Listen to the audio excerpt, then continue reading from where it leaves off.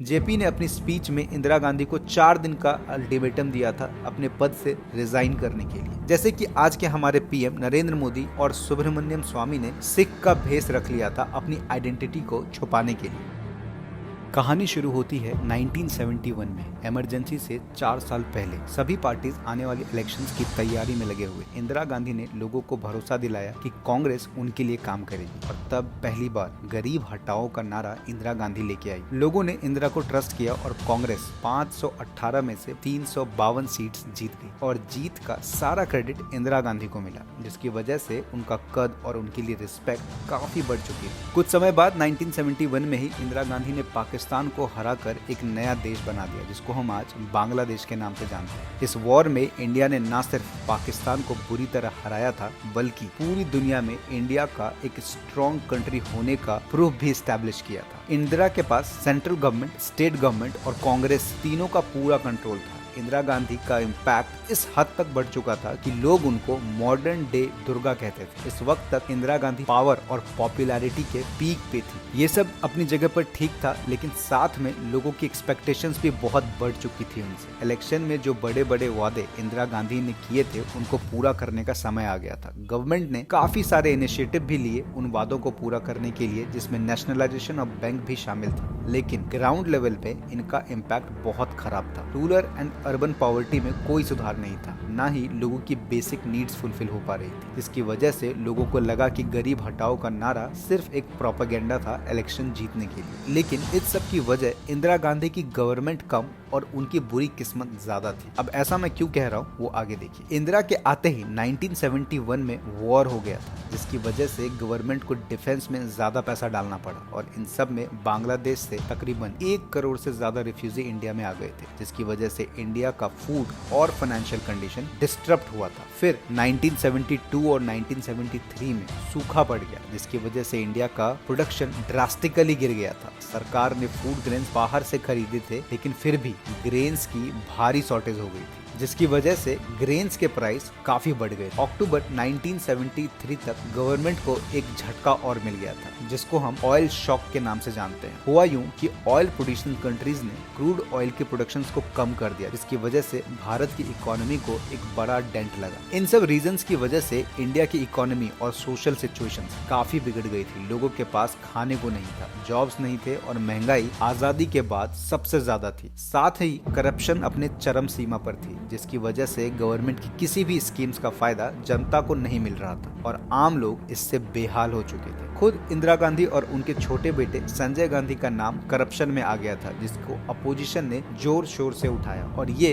उस वक्त का बहुत बड़ा पॉलिटिकल इशू बन गया था। इस सब से इंदिरा गांधी की पॉपुलैरिटी में एक मेजर डेंट आया। इतना सब होने के बाद देश में स्ट्राइक्स, प्रोटेस्ट होने लग गए। रेलवे के 17 लाख एम्प्लॉयज बेटर पे के लिए प्रोटेस्ट पे उतर आए। ये स्ट्राइक्स 22 दिन तक चली और बाद में डिफेंस एक्ट के तहत इसको इलीगल घोषित कर दिया गया। हजारों लोगों को जेल में डाला गया और गवर्नमेंट ने प्रोटेस्टर्स के अगेंस्ट पैरामिलिट्री और आर्मी का भी यूज किया। इन सब एक्शंस की वजह से इंदिरा गांधी की पॉपुलैरिटी में तेजी से गिरावट आ गई। 1973 में गुजरात के एक इंजीनियरिंग कॉलेज में प्रोटेस्ट शुरू होता है हॉस्टल फीस को लेकर। देखते ही देखते ये प्रोटेस्ट इतना बड़ा हो गया कि प्रोटेस्टर्स ने घर, गाड़ियों को जलाना शुरू कर दिया। रॉयट्स होने लग गए, प्राइवेट प्रॉपर्टीज को लूटा जाने लगा। जो प्रोटेस्टर्स हॉस्टल फीस की बात कर रहे थे, अब वो महंगाई और करप्शन के मुद्दे की बात कर रहे थे। प्रोटेस्टर्स की अब सिर्फ एक ही डिमांड थी, गुजरात में कांग्रेस की गवर्नमेंट को गिराना। कांग्रेस के कई एमएलएस के घर को जला दिया गया और डरा धमकाकर उनसे रेजिग्नेशंस लिए गए। यहाँ तक कि एक एमएलए को नंगा करके एक गांव से दूसरे गांव तक पैदल चलाते हुए लेके गए। इस प्रोटेस्ट में अपोजिशन पार्टीज ने अग्रेसिवली पार्टिसिपेट किया, जिसमें मोरारजी देसाई एक अहम चेहरा थे। लेकिन इतना सब होने के बावजूद कांग्रेस की सरकार अभी भी कमान संभाले हुई थी और इंदिरा गांधी गुजरात की गवर्नमेंट को डिसॉल्व करने के मूड में नहीं थे। ये सबको देखते हुए मोरारजी देसाई ने आमरण अनशन मतलब फास्ट टिल डेथ का अनाउंसमेंट किया, जिसके बाद फाइनली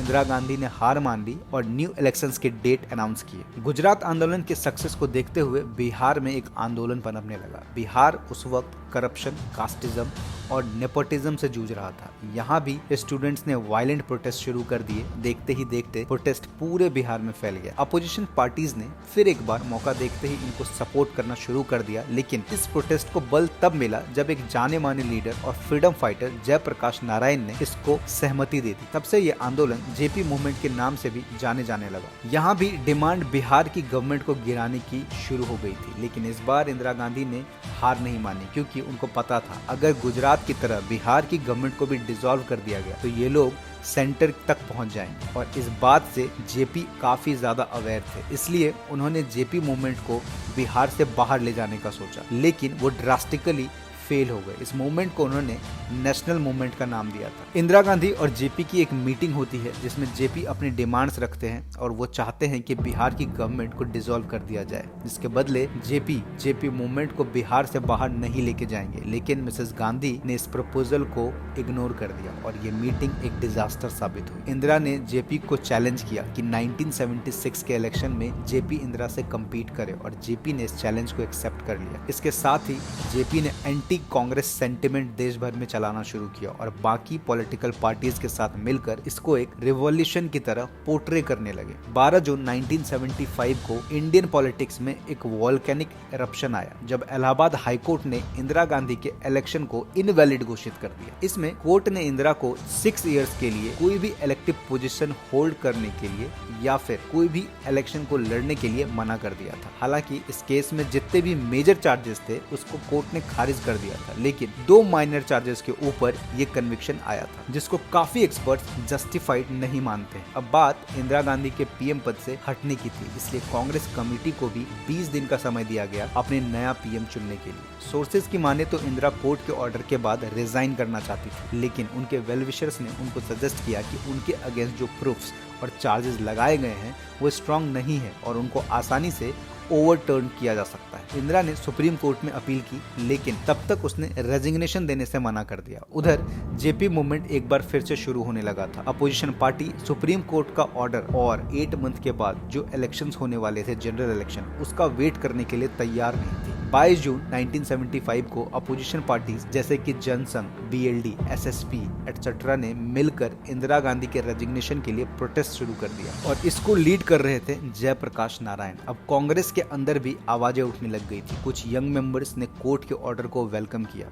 इस बीच 24 जून 1975 को सुप्रीम कोर्ट का स्टे ऑर्डर आता है, जिसके तहत जब तक फाइनल डिसीजन नहीं आ जाता तब तक इंदिरा गांधी पीएम के तौर पर कंटिन्यू कर सकती थी, लेकिन एज अ पीएम वो सैलरी नहीं ले सकती थी। इस रूलिंग के बाद अपोजिशन मूवमेंट और तेज हो चुका था, जिनका केवल एक ही ऑब्जेक्टिव था, इंदिरा गांधी को पावर से हटाना। 25 जून को दिल्ली में जेपी और मोरार देसाई ने मिलकर एक मैसिव रैली बुलाई। ये पूरा प्रोटेस्ट एक वीक का था, जिसमें प्लान ये था कि लॉ एंड ऑर्डर को तोड़कर railways, courts and government offices को डिस्टर्ब किया जाए। एक हफ्ते के बाद इस प्रोटेस्ट को और इंटेंस किया जाना था, जिसमें इंदिरा गांधी के घर को लाखों की संख्या में घेरे जाने का प्लान था। जेपी ने अपनी स्पीच में इंदिरा गांधी को 4 दिन का अल्टीमेटम दिया था अपने पद से रिजाइन करने के लिए। उस दिन एक इंटरव्यू में जेपी ने कहा था कि हम इंदिरा को मजबूर कर देंगे रेजिग्नेशन देने के लिए और हम लाखों की तादाद में उसके घर को घेर लेंगे ताकि ना कोई घर के अंदर जा सके और ना ही किसी को बाहर आने देंगे। अपोजिशन की बढ़ती कैंपेन, इलाहाबाद हाईकोर्ट का ऑर्डर और कांग्रेस में बढ़ती दरार, ये सब इंदिरा गांधी पर हावी होने लगी थी।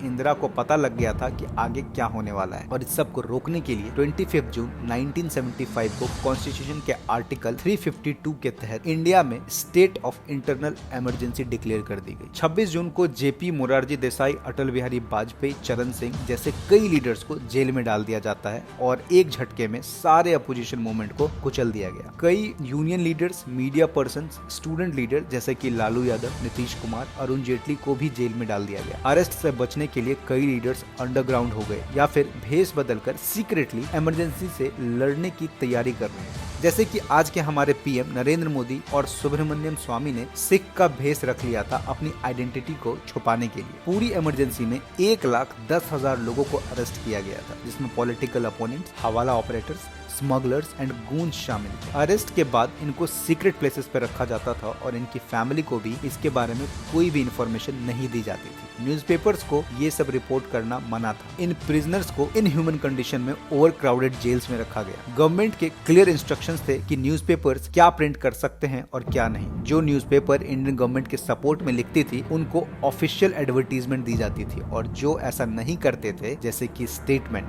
द इंडियन एक्सप्रेस, इनको एडवर्टीजमेंट तो दूर, इनके लाइसेंस भी छीन लिए जाते थे। सिर्फ यही नहीं, इनके प्रेस की इलेक्ट्रिसिटी काट दी जाती थी और इनके ओनर्स को थ्रेट भी किया जाता था। इमरजेंसी के लगते ही सारे फंडामेंटल राइट्स को सस्पेंड कर दिया गया था और किसी को भी अरेस्ट करने के लिए कोई चार्जेस या वारंट की जरूरत नहीं थी, ना ही कोर्ट में प्रेजेंट की जाने की जरूरत थी। इमरजेंसी के 19 मंथ्स में गवर्नमेंट ने अपने सहूलियत के हिसाब से बार बार कॉन्स्टिट्यूशंस में बदलाव किए। जुलाई 1975 को गवर्नमेंट ने एक अमेंडमेंट लाया जिसके तहत कोई भी इमरजेंसी के डिसीजन को कोर्ट में चैलेंज नहीं कर सकता था। ऐसे बहुत सारे अमेंडमेंट्स इंदिरा गवर्नमेंट ने किए थे, जिसमें सबसे कंट्रोवर्शियल 42nd अमेंडमेंट था, जिसके पास होने पर इंडियन डेमोक्रेसी को काफी हद तक कमजोर बना दिया गया था। इस अमेंडमेंट के तहत कोर्ट के पावर को कम कर दिया गया और सेंट्रल गवर्नमेंट के पावर को बढ़ा दिया गया था। इसके साथ ही गवर्नमेंट के पास ये पावर आ गया था कि सेंट्रल गवर्नमेंट किसी भी स्टेट में आर्म्ड फोर्सेस को डिप्लॉय कर सकती है बिना स्टेट के परमिशन के। और एक्सपर्ट्स ने इस अमेंडमेंट को